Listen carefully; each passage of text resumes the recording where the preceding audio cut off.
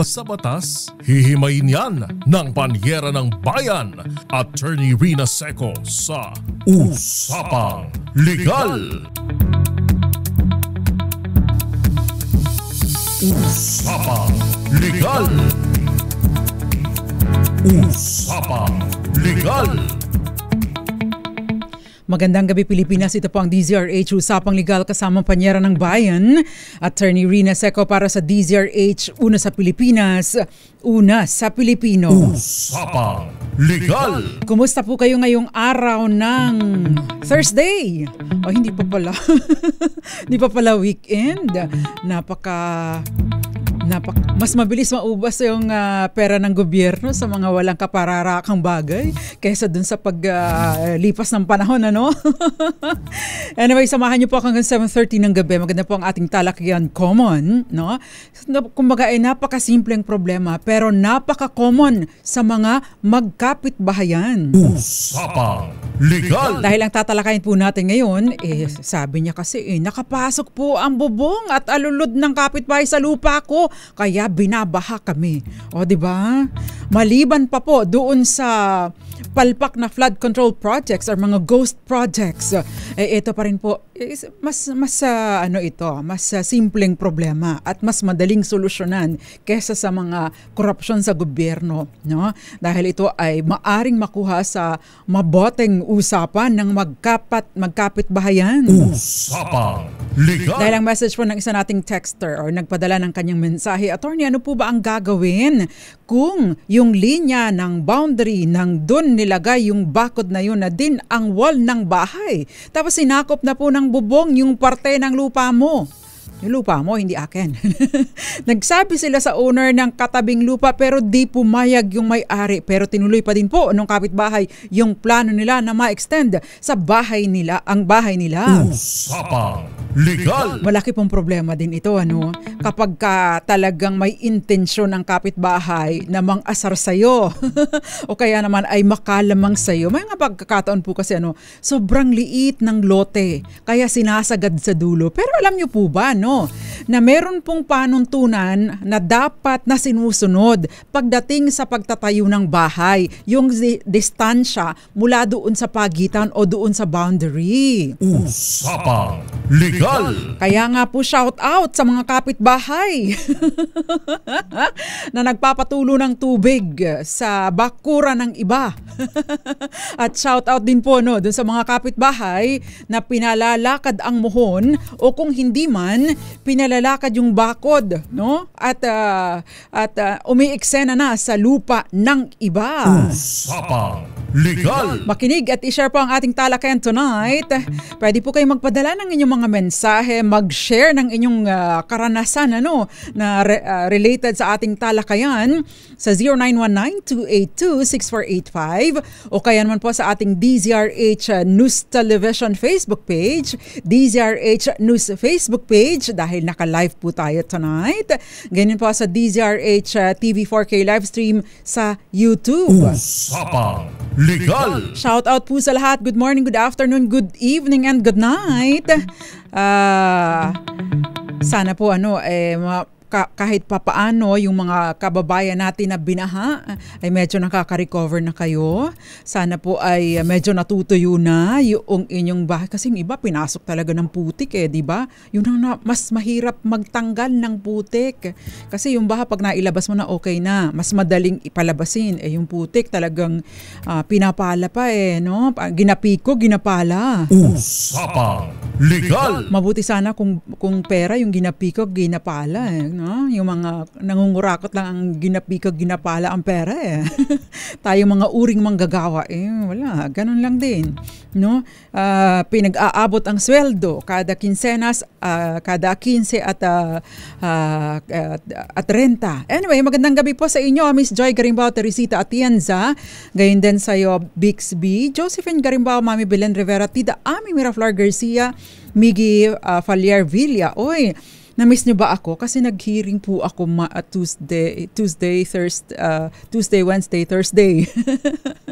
Araw-araw tayo ngayon hanggang next week pa po ako But anyway, no, sa susunod pong Tuesday, nandito pa rin po naman ako at Thursday. Sunod-sunod, basta wala pong urgent na mga ganap, ay nandito po tayo at sasagot sa inyong mga katanungan. Usapang Legal! Ayan, ang tanong, attorney, ano nga ba ang pwede kong gawin? Balikan po natin ating discussion na ano nga ba ang pwede niyang gawin? Dahil nga yung bagaman at hindi sinakop yung lupa nila, no? Hindi nasakop yung lupa nila, hindi gumapang yung bubo, hindi gumapang yung bakod, no?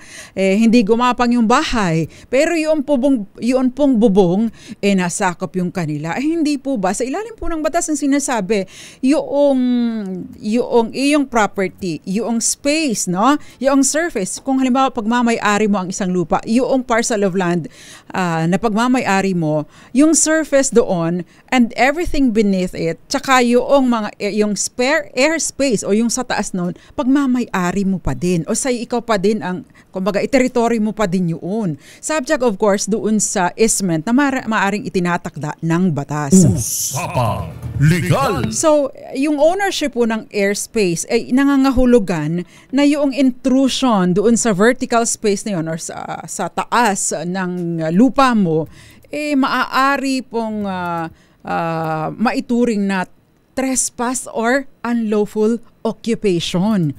So yung space doon, pagmamay-ari mo yun. Kung ikaw ay magtatayo mag-i-extend ang bahay mo, ipapa second floor, third floor mo, no? Paano mo magagamit ito kung nasakop na ng iyong kapitbahay dahil yung bubong nag-i-extend sa inyo. Usapang Legal! Tapos ang nangyari pa dito ay yung wall, yung wall, dingding ng bahay nila, ay yung bakod ng bahay nila, ayun na din yung nagsilbing wall ng bahay. Oo nga naman, no? Pero sinasabi po ng batas, dapat kapag ikaw ay magpapatayo ng bahay, merong 2 metrong setback. May 2 metro sa side na distansya mula sa pagitan, pati yung sa likuran, at doon sa front ay may 4.5 meters na front setback. So hindi po kumbaga kung halimbawa po nasa harap kayo ng kalsada, sabi sa amin sa Marinduque ay karsada, no? Hindi po maaaring isasagad ninyo doon sa mismong daanan o sa mismong kalsada, hindi pwedeng sagad-sagaran maliban pa sa issue po dyan ang safety. Usapang Legal! So ano nga ba ang pwede mong gawin dahil established na meron kang karapatan dun sa airspace, no? Na hanggang doon sa yung airspace hanggang doon sa may pagitan ninyo. Ano nga ba ang karapatan ng ating letter sender? Usapang Legal! Sabi ni Miss Gael, ilakasan ng radyo para mapakinggan ang kapitbahay inyong balahura. Jericho Ferrer, magandang gabi. Eduardo Narvaez, gayon din sa'yo. Kenneth Arevalo. Buenas noches, Gael. Magandang gabi din sa'yo. Rosemary Repuyan, dyan sa Zamboanga City. Or Zamboanga City ka ba? Or Zamboanga Sibugay? Dito atis, pero hindi kinukuha. Baka alipustain ako ng kapitbahay ko. Ay, Tita Ami, kung aatis po ang lumagpas, hindi mo maaring pitasin, no? Pwede mo lang kunin, maging pagmamay-ari yung atis na yun, nagkakaroon ka lang doon ng karapatan sa prutas or sa atis. Paborito ko pa naman yan. Sa atis, kapag bumagsak na, kaya lang makakain mo ba dyan?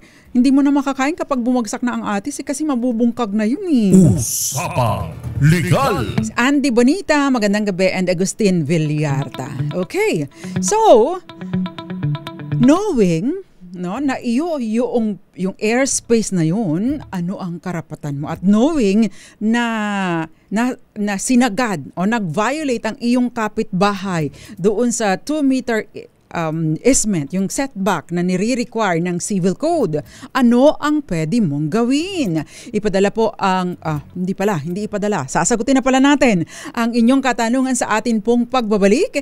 Ilan po muna mga paalala, dyan lamang po kayo. Kayo'y nakikinig sa Usapang Legal kasama si Attorney Rina Seco. Pang-legal kasama si Attorney Rina Seco. Usapang Legal! Nagbabalik po ang DZRH Usapang Legal kasamang panyera ng bayan. Attorney Rina Seco, tinatalakay po natin yung alulod na dyan pinapatulo sa bakuran nyo dahil yun ding bubong nag-extend na sa teritoryo nyo. Ano nga ba ang pwedeng gawin? Ayan, yung i-measure nyo nga, tignan nyo nga yung gilid ng bahay nyo kung ano ang nangyari. Kumustahin nyo nga yung gilid ng bahay nyo, no? Lalo na po, by the way, lalo na po kung merong bintana, ha, ang side, no, yung side ng kapitbahay nyo, no, o kayo yung bahay nyo mismo dun sa side, merong bintana, no, dapat po'y ma-observe yung easement ng light and view. Hindi pwedeng magtatayo kayo dun dikit na dikit or gagamitin nyo na yung party wall. Ay hindi po pwede. Maaring mangyari lang yun na party wall kung mapapag-usapan ninyo o kaya ang bahay talaga ninyo ay duplex. Usapang Legal. At muli po sa mga nagpapatayo ng bahay dyan, ano man ang uri niyan, kaya yan ay barong-barong, kaya yan ay mas permanenteng structure, i-observe po yun, 2 metro mula sa pagitan ang distansya or ang magi-start yung bahay ninyo. Sa gilid yan at saka doon sa likuran. Sa harap, kailangan pong i-observe yung 4.5 meters. Usapang Legal.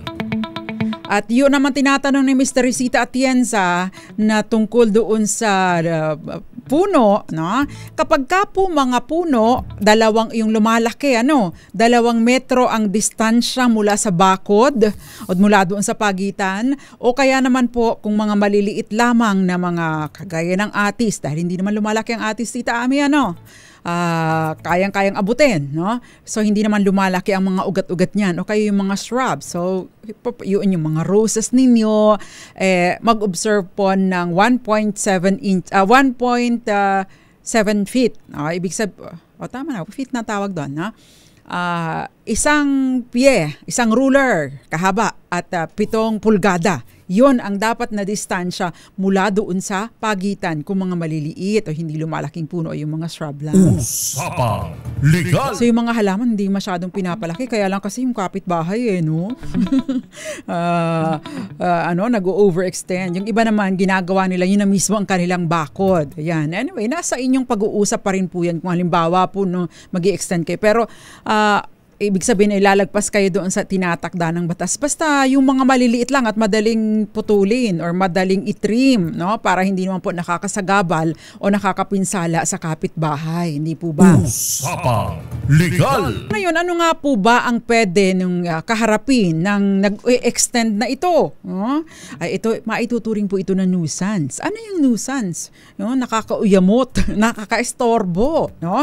Dahil yun pong mga ibs, dapat yung mga proper, ino-observe yung proper, yung po maimig sabihin yung mga improper drainage ay considered nuisance, no? Nakaka-annoy, nakaka-offend ng senses, no? Maliban pa sa nakakasira nakakadkad yung lupa kasi pag doon tumatama yung consistent or constant na pagtama ng lupa, ng tubig doon sa lupa, nakakadkad po yun, diba? Lalong lumalalim, kaya mas malaking problema ang dulot. Usapang Legal. So, unang-una, napakahalaga po, no, yung abatement ng nuisance. Paano pwedeng gawin?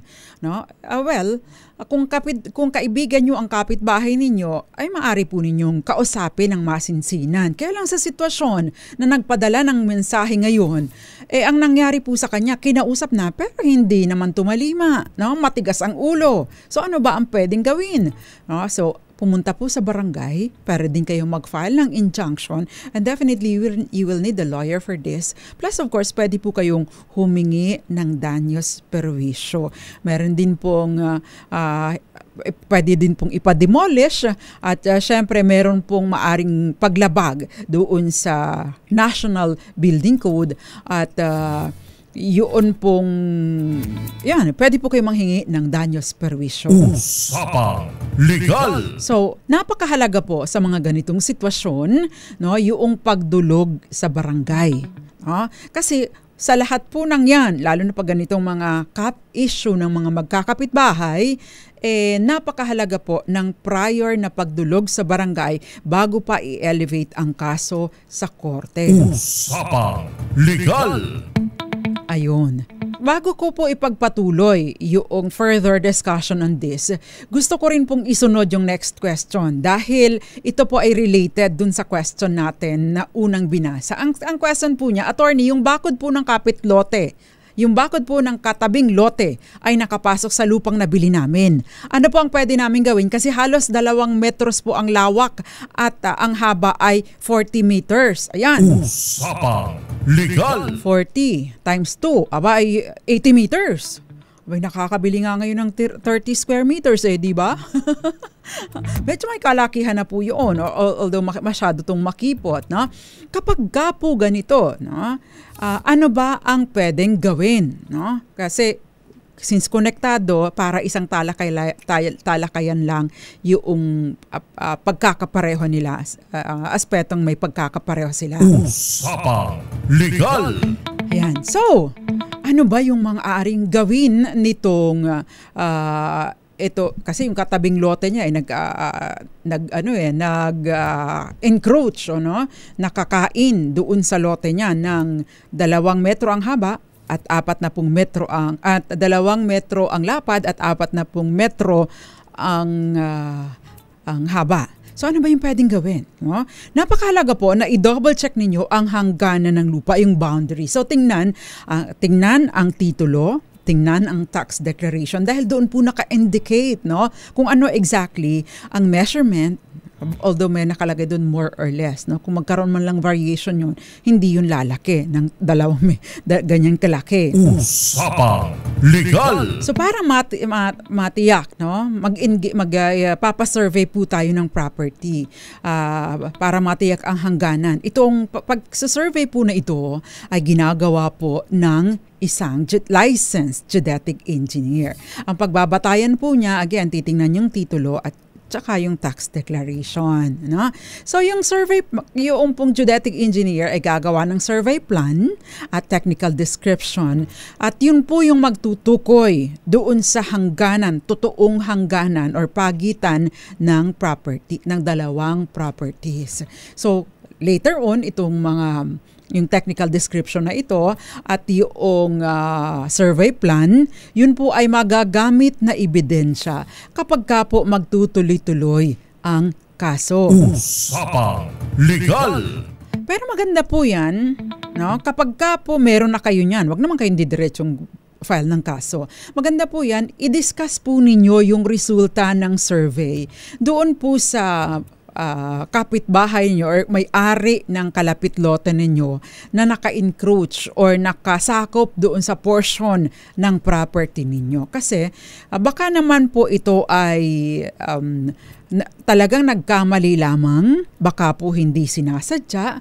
So, moving forward, maaari po ninyong i-discuss kung ano ang inyong solusyon sa inyong problema. Usapang Legal. For all you know, willing naman pala makipag-ayos yung kapitbahay may-ari ng kalapit na lote ninyo.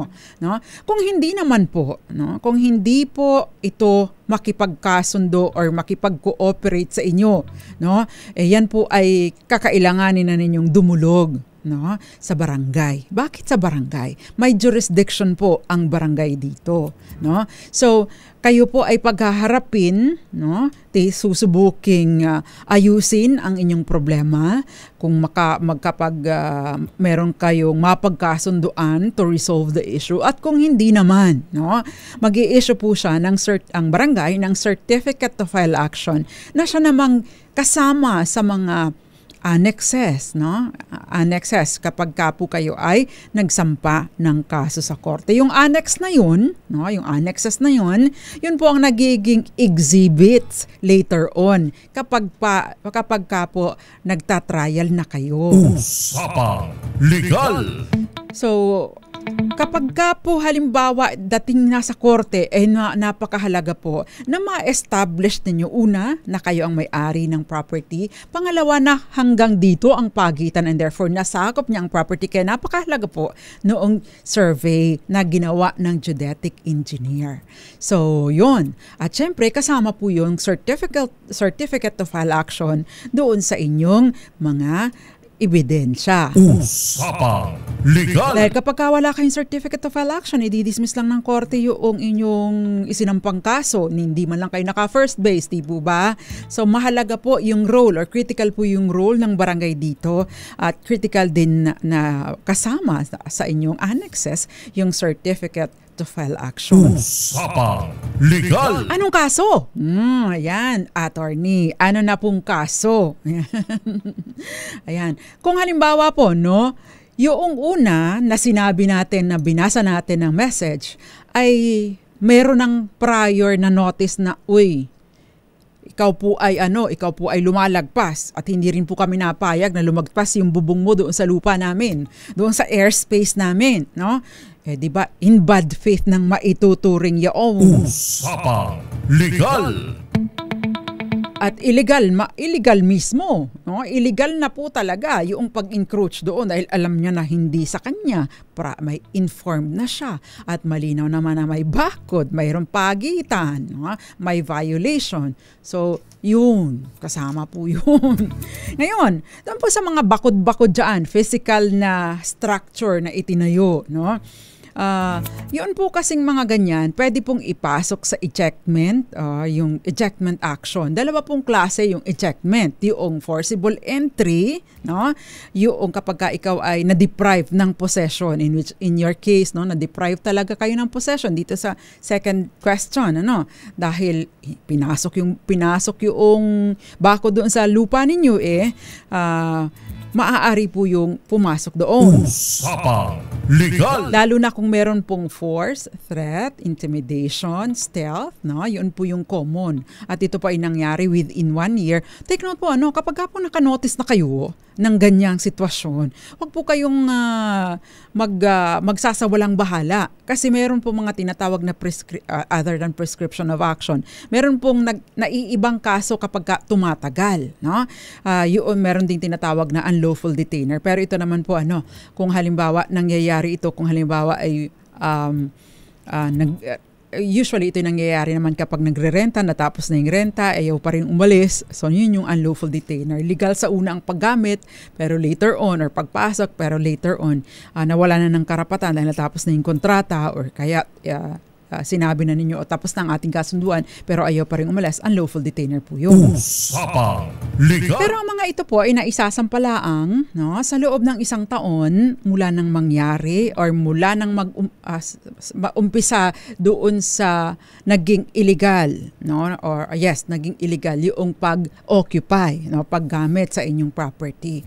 Kaya again, no, dapat ay maumpisahan na kagad ninyo, bago pa mag-lapse yung 1 taon. Usapang Legal! So ito po yung mga tinatawag na ito yung ejectment cases. Depende sa kung legal o illegal yung pagpasok o paggamit sa umpisa. Yan. Usapang Legal! Sabi ni Ma'am Teresita, ay ang laki ng nasakop noon. Wala bang muhon? O baka ginalaw ang muhon? Yung iba po talaga dinidisregard yung muhon. By the way, no, ang paggalaw po ng boundary marks, no, ay isa pong krimen na pinarurusahan po ng batas. Kaya hindi po dapat pinalalakad ang muhon. Usapang Legal! Noel Dorosan, magandang gabi dyan sa Melbourne, Australia. Magandang gabi po sa inyo. Sabi niya, 9:49 p.m. dito. Have a holy jolly Christmas. Thank you very much po. Virgilio Sakdalan, magandang gabi. At magandang gabi sa iyo, Henry Dolohan, Florence Regalo dyan sa Pila, Laguna. At syempre pa yung iba pang mga nanonood sa atin. Gael, magandang gabi sa iyo. At yung iba pa dyan, si Ma'am Grace Recta, sabi niya dapat yung kapitbahay magwalis ng nalalaglag na dahon ng punong kahoy sa kabilang bakod. Ay, totoo, nakaka-imbyer na po. Lalo na yung mga mangga o yung bagsak ng bagsak ng mga tuyong dahon. Usapang Legal! Anyway, napakahalaga din po na kung kayo halimbawa, no, kasi meron pong nabasa ako dito, giniba nila yung bakod, no? Huwag po ninyong gigibain yung bakod. Baka kasi gigiba, no? Paalala po, huwag ilalagay sa inyong kamay ang batas. Huwag kayo ang gigiba, no? O huwag kayo ang tatanggal dun sa bubong, o huwag kayo ang tatanggal dun sa alulod, no? Dahil baka po mademanda kayo dahil ito po ay kasong kriminal. Meron pong tinatawag na malicious mischief, hindi delicious mischief, ha? Malicious mischief na meron pong parusa, no? Parusang kulong at multa sa ilalim ng Revised Penal Code as amended. Legal! Sa ilalim po ng batas, kung halimbawa kayo ang sisira dun sa bubong, ay, ayaw mong tanggalin, ha? Huwag niyong babatuhin, ha? Ayaw mong tanggalin, ha? Sige, kaya ba ng lagari yun? Tatanggalin ko to, no? Sisirain ko to, wag po ninyong gagawin. Kasi kapag kapo ganon, maari kayong makulong, no? Depende po sa halaga ng danyos o ng damage, na-damage doon sa other party. Sa halip na nakaungos na kayo, may cause of action kayo, nagka-problema pa dahil nauna yung galit ninyo, no? Hindi nagpadala kayo sa galit. Usapang Legal! Kapag po, no, lumagpas sa kapag po lumagpas sa 5,000 piso ang nasira. Ay, ito muna. Kapag po 5,000 or less than 5,000 ang halaga ng napinsala ninyo dahil sinira nyo yung bakod, ito po ay 1 to 30 days ang kulong. Medyo mabigat din, no? Magkaka-criminal record ka. Halimbawa naman po ay 5,000 o kaya ay less than 40,000 or less, no? Ito po ay may kulong na na hanggang 6 months. No, imaginein mo, dahil nagpadalos-dalos ka. O kaya naman po, no, halimbawa ay 40,000 pesos or umangat pa. 4 years and 2 months hanggang doon ang pwedeng mong ikakulong. Or kung hindi man lagpas ng 1.2 million hanggang 6 years. Ang 2 years, 4 months and 1 day to 6 years. Kabigat, hindi po ba? Usapang Legal! Kaya hindi dapat nagpapadalos-dalos, kaya hindi dapat na inilalagay sa ating mga kamay ang batas. Usapang Legal! Ma-stress ka lang, wala naman tayong magagawa, mararamdaman natin ang stress. Pero umaksyon agad tayo, wag lang nating ilalagay sa ating mga kamay ang batas. Usapang Legal! Next question, please. Ayan, Attorney Hi, may binili akong lupa sa probinsya, may bakod yung and 150 square meters. Ngayon, nalaman ko may sumakop daw ng part ng lupa ko and tinanggal yung bakod. Pwede ba yun? Ano ang pwede kong gawin? Usapang Legal! Ayan na, pinasok na yung lupa niya, tinanggal pa yung bakod niya, sinira. Yan po yung ground for forcible entry. Bakit? May force. No? Mayroon pong pwersa na ginamit para makapasok doon sa property mo. So, maari po ninyong kasuhan yung pumasok. No? Wag lang po ninyong patatagalin, palalagpasin ng isang taon dahil mas mabigat na, no? Mas mahihirapan na po kayo. Dapat alerto din tayo sa ating mga pagmamay-ari. Usapang Legal! Kaya lang, di ba, yung mga tuso talaga yung mga may masamang intensyon talagang gumagawa ng paraan po mahirap pigilan kapag may masama talagang intensyon, no? So ano ba yung pwedeng gawin, no?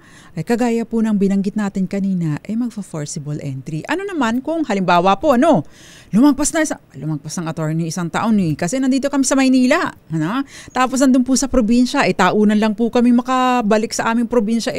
Ang hirap po kasi magbiyahe maliban pa sa mahalang pamasahe. Kailangan pong lilipad sa eroplano kung hindi man, no? Kailangan po sumakay ng barko, no? Kagaya sa amin, nagbabarko bago makauwi, no? Ano ba ang pwede mong gawin? Meron pong action para i-recover ang possession ng property kapag lumagpas na sa isang taon. Kapag ka po naman, hindi lang physical na possession ang inagaw sa'yo, inagaw mo ang lahat sa akin. Pati pagmamayari ng lupa ko. Kapag lupa mo ay inagaw na ang pagmamayari, no? Ito po ay action naman to recover ownership, no?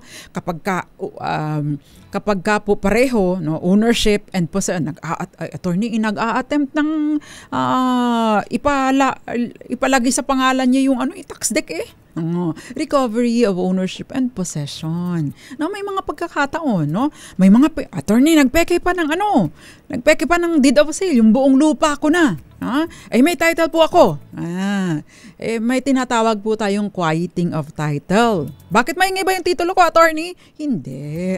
Quieting of title, sasabihin na, lahat ng mga dokumento na sinasabing naglilipat ng titulo or isinangla ko or whatever, no? Ibinenta ko ang property ko, i-donate ko ang property ko, no? As of this date, or order ng korte, lahat yun, sasabihin ng korte, walang bisa, malinaw ang titulo, no? Tahimik, walang dapat gumambala sa titulo na pagmamay-ari ni Jeric Barreto. Usapang Legal. Ganon. Yan. Magandang gabi po sa lahat ng mga nanonood sa atin na nakikinig mula pa sa iba't ibang panig ng mundo. Thank you very much for watching. At pwede po kayong magpadala ng inyong mga questions pa din, no? Nice to see you too, Ginoong Verhel Sakdalan. Sabi niya, thank you very much po at maraming salamat sa panonood ninyo dito po sa amin. Walang problema sa alulod ng kapitbahay dahil kanya-kanyang lote ang bahay dito at may mga bakod. Ay, yung maganda, no? Pero dito po kasi sa atin, lalo na sa mga syudad, no? Parang ang hirap ng maipatupad lalo na dun sa mga napakamatataong lugar, no? Usapang Legal. Kasi dito sa Maynila, dito sa syudad, no? Ilang kada square meter, metro kwadrado ay napakamahal. Magkano bang kada square meter dyan sa, diba, merong 250,000 per square meter? O saan ka pa doon? Kung yung lupa na binanggit ng ating texter, 2 metro ang lapad, 4 na pong metro ang haba, kalaki-laking value na po noon. Usapang Legal. Kapag ganun, no? By the way, kapag po ganyan, kung kayo po ay isa po sa maari ninyong maging solusyon, kapag halimbawa ay hindi lang bakod ang naipatayo doon sa property nyo, kundi nasakop na din ng kanilang sala, ng kanilang kwarto yung lupa ninyo. Meron po kayong opsyon na pwede nyong ibenta sa kanya yung portion na yun. Or pwede po ninyong parentahan, lifetime, ang pagpaparenta, no? Hanggat nandun pa yung bahay niya, no? Kaya lang, dapat po meron kayong malinaw na kasunduan. Isulat po ninyo, ipanotaryo po ninyo, yung inyong dokumento para malinaw ang inyong pinanghahawakan. Usapang Legal.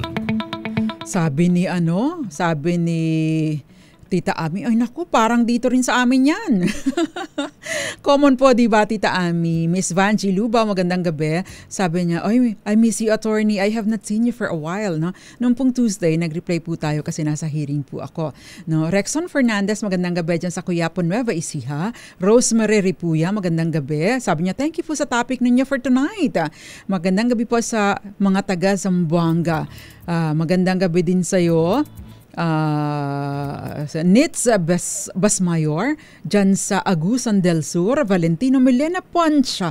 Uy, na-miss kita, Valentino, bakit ngayon ka lang nagparamdam? Dyan Mapakpak, good evening po, kabayan. Classmate po ako, may classmate ako, taga Bagtingon. Chris, baka pamangkin ninyo, hindi ko po siya masyadong kilala, baka kamag-anak ko po yan.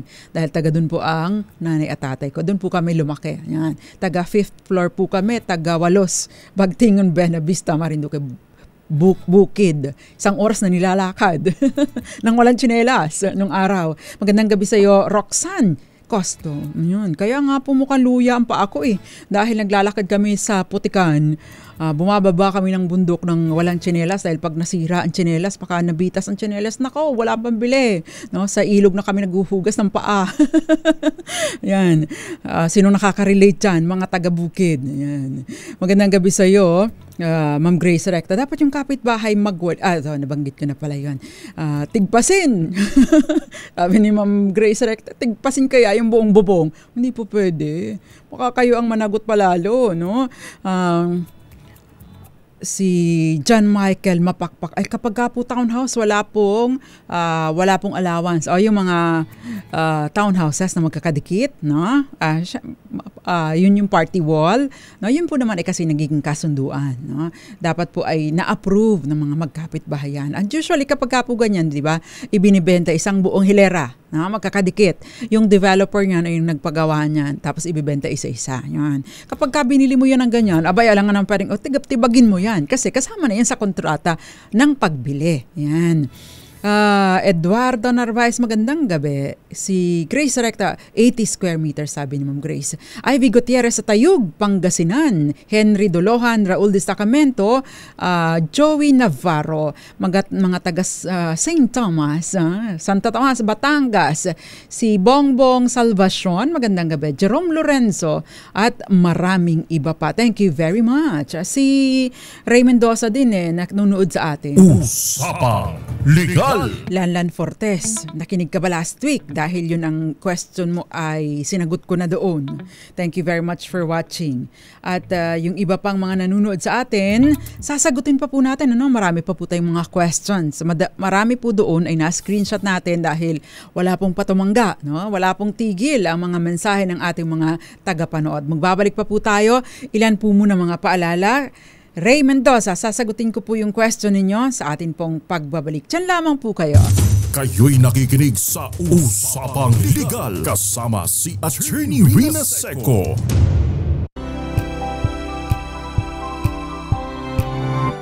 Usapang Legal, kasama pa ang panyara ng bayan, Attorney Rina Seco. Magandang gabi po muna. Anong oras na dyan sa London? Dahil si Radyo Pilipino UK ay nanonood sa atin at pinapa-shoutout si Buddy Bernardino. Magandang gabi po sa inyo. Good evening from the Philippines. At magandang gabi Lanlan Fortes dyan sa Palawan. Isa sa mga paborito kong lugar. June Gache, magandang gabi. Sakto po ang topic mo dito sa bahay ko. Ang katabi kong bahay, naka-overlap po ang kanilang bubong at may aircon. Tumutulo po ang tubig sa bubong ko. Ano po ang gagawin ko? Barangay. No? Doon po kayo mag-uumpisa. Kung hindi ko, syempre, kausapin po ninyo. Pangalawa, barangay. Kung hindi po makukuha sa maboteng usapan. Usapang Legal! Ano pa yan? Ito si Ray Mendoza. More than 40 years na po namin sinasakang ibinentang right sa lupa. Nagpunta po kami sa RD at re-register ang lupa. Kaso po, humahanap ng kasulatan mula sa nagbenta. Wala na po ang pamilya ng nagbenta. Patay na po ang may-ari at hindi makita ang pamilya. Ano po ang pwedeng ipalit na kasulatan para doon?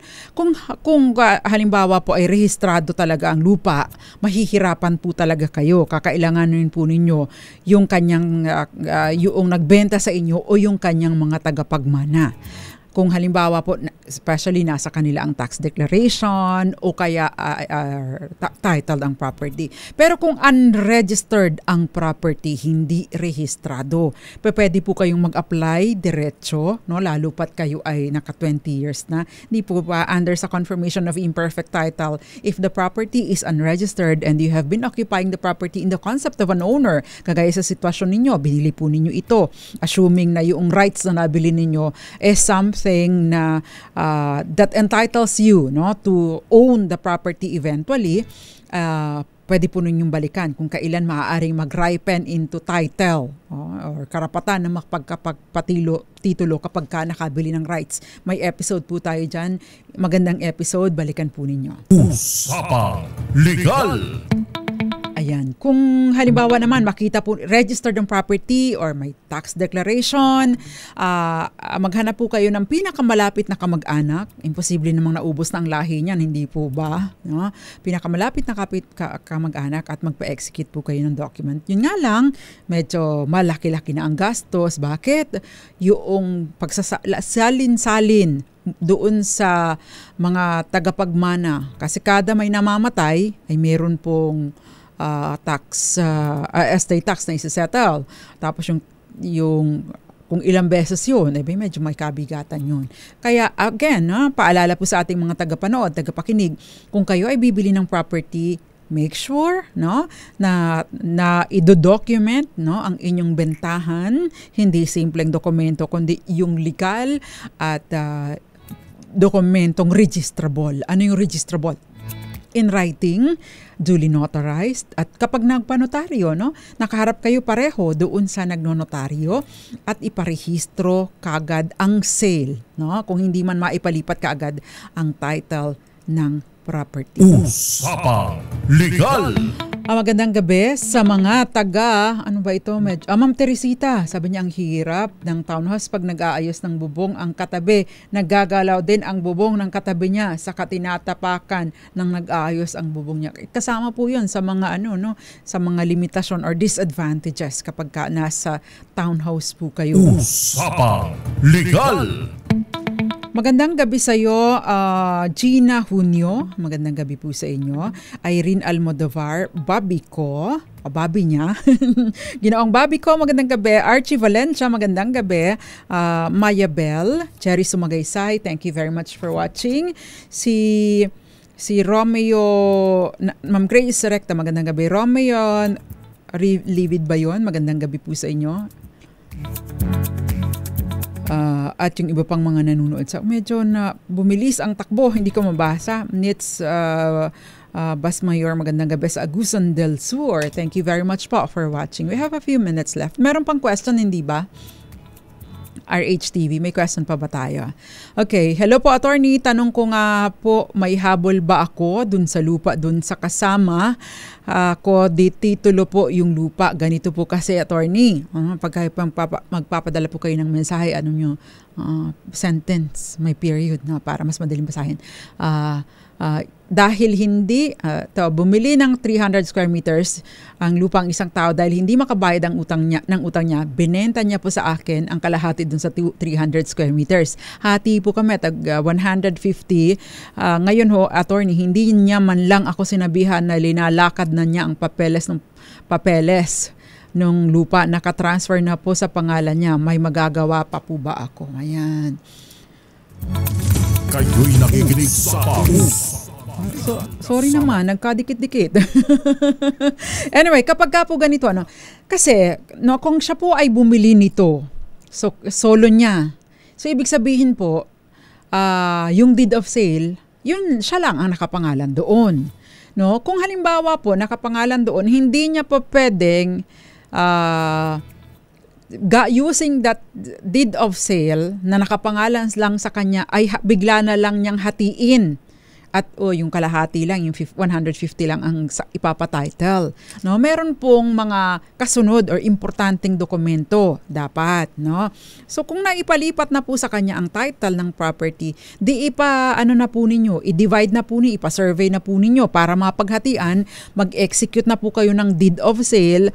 At pagkatapos, kapag nagka-execute na kayo ng deed of sale, di mapapa-split na po yung titulo para magkaroon ng separate na title yung property na nabili ninyo o yung portion na nabili ninyo. Usapang Legal! Hindi po kasi from the deed of sale, hindi po pwedeng diretsong hati sa inyo sa title agad. Hindi po ganun. Kailangan po ng proper documentation. Kaya yung mga ginagawa po ng ibang tao na, attorney, binili ko ito. May deed of sale na po ako. Matagal na. Tapos ipapangalan ko na po agad sa anak ko. Hindi po pa pwede. Bakit? Kasi meron pa po dapat na linking document. Hindi po pa pwedeng ang deed of sale, nakapangalan kay Sofia Gans. Tapos pag nagpatitulo kayo, nakapangalan na kay Jeric Barreto using the same deed of sale. Yung pinangalanan or yung nakapangalan sa deed of sale, doon ang pagbabatayan ng titulo. Maliban na lamang kung in between, no, pagkatapos mag-execute ng deed of sale, ay nagkaroon pa ng subsequent na deed of sale o kung anumang dokumento na nagwa-warrant, no, na mahati o ma-split yung title. Kaya napakahalaga po ng proper documentation. Usapang Legal. Ay, hindi nakakayanin ng oras. Marami pang questions. Paano daw yung part ng lupa mo ay sinakop ng isang residente at nasa loob ng bakod ang muhon? Ayun na nga po yun. Diniscuss na po natin. Thank you for watching ha. Bakit hindi siya gumagalaw? Yan. May mga questions pa dito. Yung last message after ni Teresita Atienza, hindi ko na mabasa. Dahil wala na. Alanganin na. Anyway, nakasama ko po sa kabilang side, Jeric Barreto at mga taga-DZRH News Television at mga taga-IT Department. Ako naman po ang panyara ng bayan, Attorney Rina Seco. Magsama-sama po ulit tayo on Tuesday. Same time, same station, same channel, same social media platforms. Mag-ingat po tayo ha at syempre pa, hinay-hinay po sa mga nagda-drive tonight. Pauwi. Ingat at syempre pa, no, wag mainit ang ulo. Magbaon ng maraming pasensya. Ako pa ang panyara ng bayan, Attorney Rina Seco para sa DZRH, una sa Pilipinas, una sa Pilipino. Antabayanan po ang susunod na programa, ang Lunas at Lunas Extension, para naman from legal, mga tungkol naman sa kalusugan ang mapakinggan ninyo. Happy weekend po sa inyong lahat! May problema ka ba sa batas?